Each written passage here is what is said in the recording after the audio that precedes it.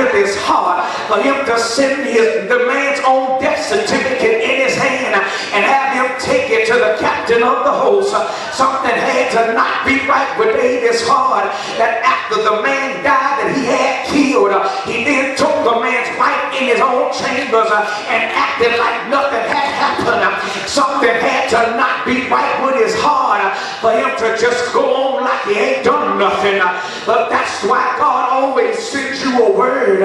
He sends somebody your way that's going to tell you plainly, you know you ain't doing right, and you need to get your act together.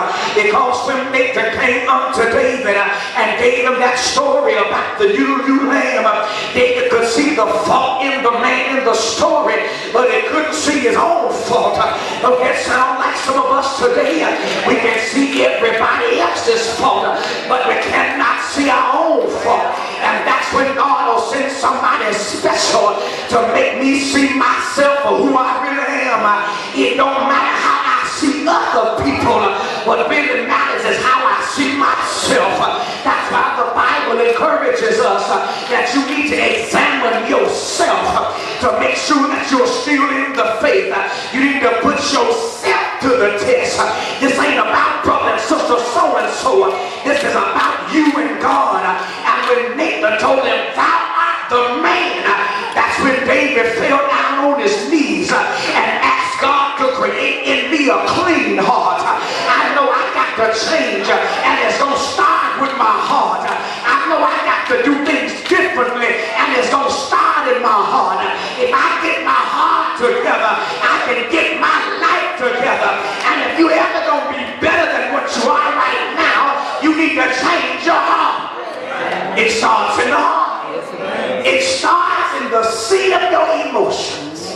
It starts in that place that God can take and refine and remold and reshape you from the inside. And then when you get the inside right, outside gonna be right. The Lord tried to teach that to the more hypocritical Pharisee. I've learned in my study of the Lord's ministry that one group of folk the Lord couldn't stand was hypocrites. Ain't nothing new.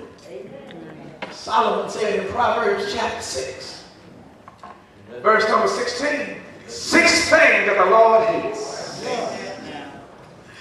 And number 7 is an abomination unto him. First thing he mentions is a proud look and a lying tongue. That's all a hypocrite is. He has a certain look and a lying tongue.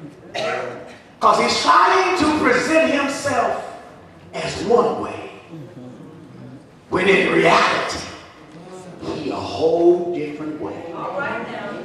You follow me? He'll look you in the eye and lie now. Because a lie ain't nothing for him to tell you. He been living it all the time. He don't mind telling one. And one group of folk that the Lord had to deal with in his ministry were the hypocrites, the Pharisees, people who look religious, the chief priests, the leaders of the people, individuals who knew how to put the robe on, knew how to make the little tassels hang just right, so that when they walked there was a certain flow about the tassels on the garments. They knew how to wear scriptures on their arm and would plaster them as headpieces on their. Remember how Solomon in the book of Proverbs said, keep it as a frontlet between your eyes? They took that literally. Yeah. Solomon wouldn't talk about wearing scripture right here. You can wear scripture right here all day long. Amen. And think just as dirty as you can think. Because it ain't what's on your head.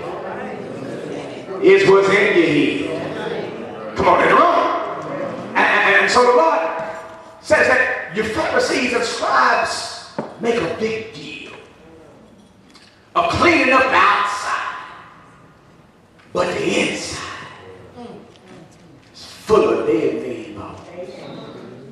He says, why don't you first clean the inside of the platter?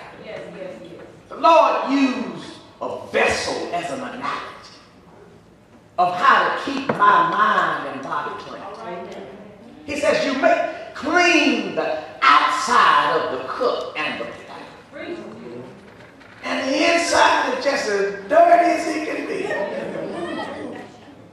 You have to invite me over for dinner. You pull out this pretty white porcelain bowl for me to eat in. Well, I love rain. Outside is just as nice and shiny. You took time to make sure it's just buffed just right. Got that sparkle to it. My mouth just go to watering looking at the bowl. Just in great anticipation of what's going to be put in the bowl. And I look down off inside the bowl, see a bunch of dust mites, cobwebs, food stuck all around the rim, stuff that's been baked into the inner fabric of the bowl. Come on in, get you a big spoon of this here soup and put it in that bowl. I ain't putting no soup in this here bowl. Eat it out of my hand before I put it in this here bowl. If I'm going to be clean, that's right. I can't take something that's already dirty. You follow me? And then eat out of it. And then think I'm going to be all right. So the Lord says, clean the inside of the cup and the platter. Then that way the outside will be clean also. The reason why you're stuck where you are and you're not progressing in your spiritual growth is because your inside is still dirty. We went over this morning in the new convert class. Think about how much time you devote out of a day to things that don't help you get closer to God. That's right. Because see, the blessed man in Psalms 1 was blessed because, not only because he refrained from dealing with certain people, you know, walked out in the counsel of the ungodly, stood in the way of sinners, and didn't sit in the seat of the scornful, not just because he did that.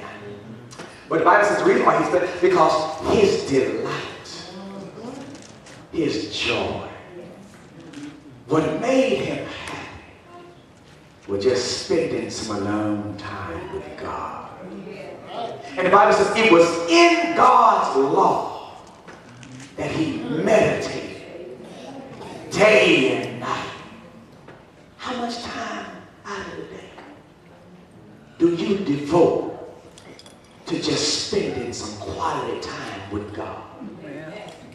Letting him talk to you through the word. You talking to him through prayer so that you can understand the word. How many hours out of the day do you devote to trying to encourage people rather than discouraging them? How many hours out of the day do you spend trying to help somebody understand the gospel rather than gossiping?